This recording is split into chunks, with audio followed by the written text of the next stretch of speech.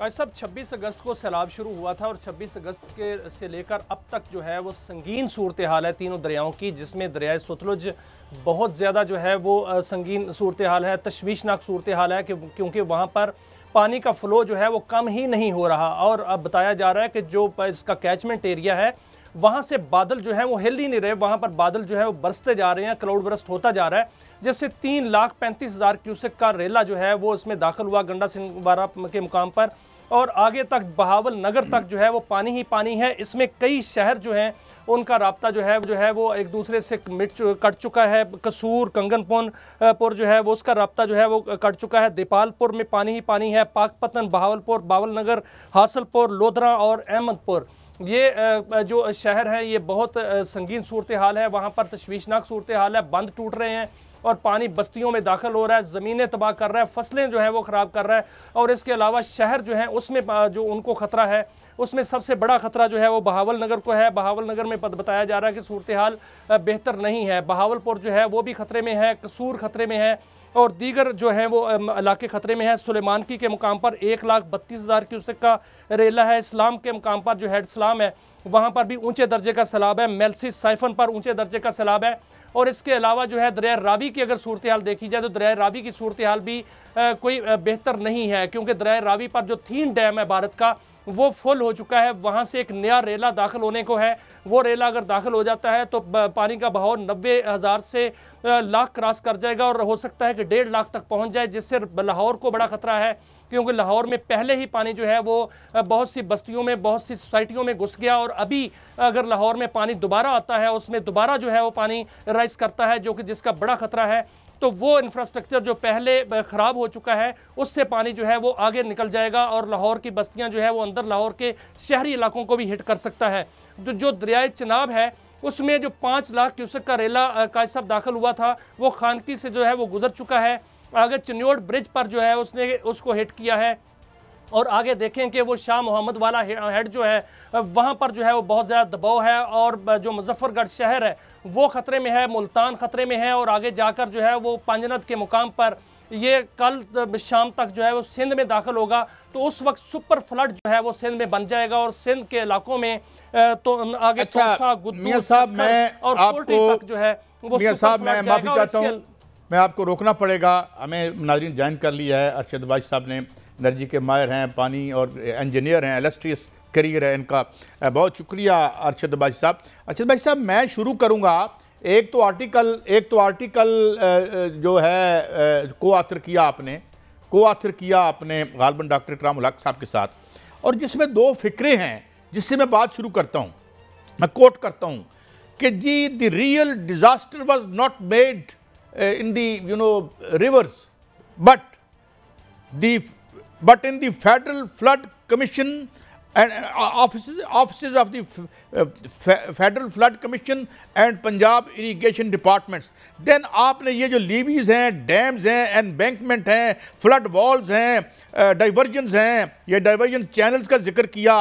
और साथ ही एक स्टोरी और आती है, माफ़ी चाहता हूँ सवाल लंबा कर रहा हूँ मगर बड़ा इंपॉर्टेंट है, कि एक जो सुपरिटेंडिंग इंजीनियर हैं एक ख़त लिखते हैं वो प्रोजेक्ट मैनेजर को कि हुजूर या डायरेक्टर को कि जो सक्खर बैराज है ये अभी 3 लाख का रेला ही गुजर रहा है, तो ये लरज रहा है। और फिर वो बीच में ये भी इंकशाफ स्टोरी में करते हैं कि यहाँ 8-10 बिलियन के जो ठेके थे वो उनके मुताबिक मुबैना तौर पर छपी हुई खबर में वो मर्जी के लोगों को दिए गए बोल्ट, नट बोल्ट, दरवाजे, जो भी गेट्स हैं वो रस्ती हैं।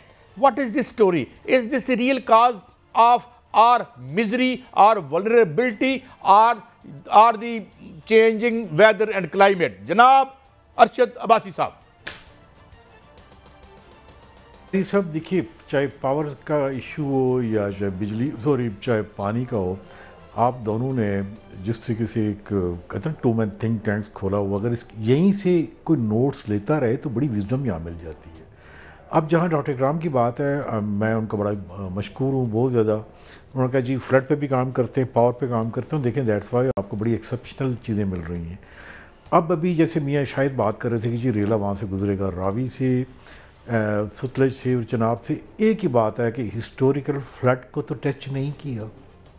कहाँ रावी में 3,88,000 का रेला इसी रावी से गुजरा है, इसी चिनाब से 10 लाख का रेलवे गुजरा है, और सतलुज में 5,70,000 का।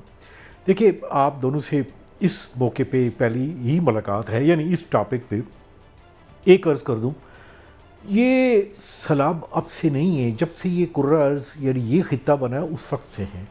आप दोनों को शायद पता हो, आप दोनों प्रोग्राम करते रहते हैं इसी खित्ते में। मुंजदोरो भी था और रप्पा भी था, वो दोनों सफ़ा हस्ती से मिट के थे फ्लड की वजह से। तो ये सैलाब जो है ये कंटिन्यू आते रहते हैं। जैसे 50s में 4 सैलाब आए, 60 में कोई सैलाब नहीं आया, 73 में 2 आए, और उसके बाद 2010 और 2022 में लंबा स्पेल आया।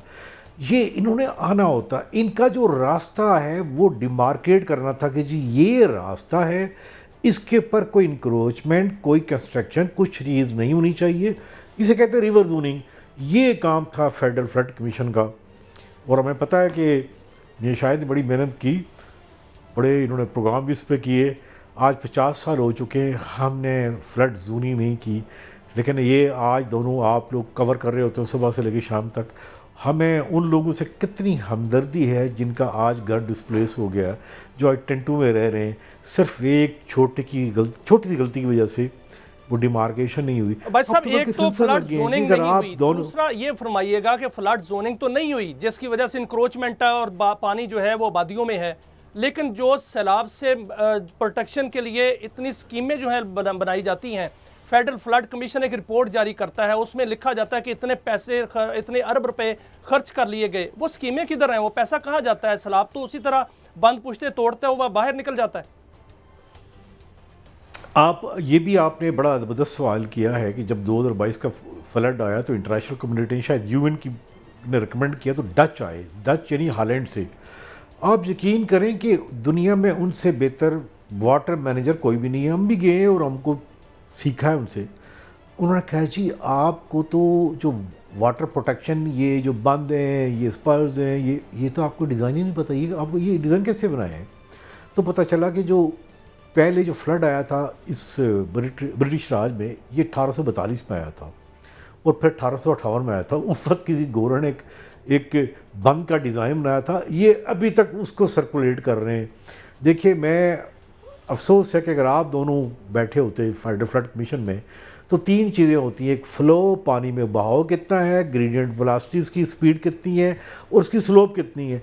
ये साइड स्पेसिफिक होता है। ये नहीं है कि 5 मरले के घर में आपने 2 कनाल का भी डिज़ाइन बना दिया, वही बना दिया, वो सिर्फ पकड़े के बैठे होते हैं। ये बंद बनाना कहाँ है? मैं माफी चाहता हूँ, इंटरजेक्शन कर रहा हूँ, कागज की तरह ये बैग है। मैं इंटरजेक्शन कर रहा हूँ। ये जो सलीम झांडीर साहब हैं, मैं I hope I am pronouncing his name correctly, वो कहते हैं जी कि वो जो वहाँ पे अभी वाइब्रेट करना शुरू हो गया है, ठेके गलत दिए, हाइड्रोलिक सिस्टम जो है और गियर बॉक्सेस जो हैं मैल फंक्शनिंग कर रहे हैं, नट बोल्ट्स जो हैं वो और गेट जो हैं, ऑपरेटिंग वेल जो हैं वो रस्ट कर रहे हैं, उनको जंग लग चुका है।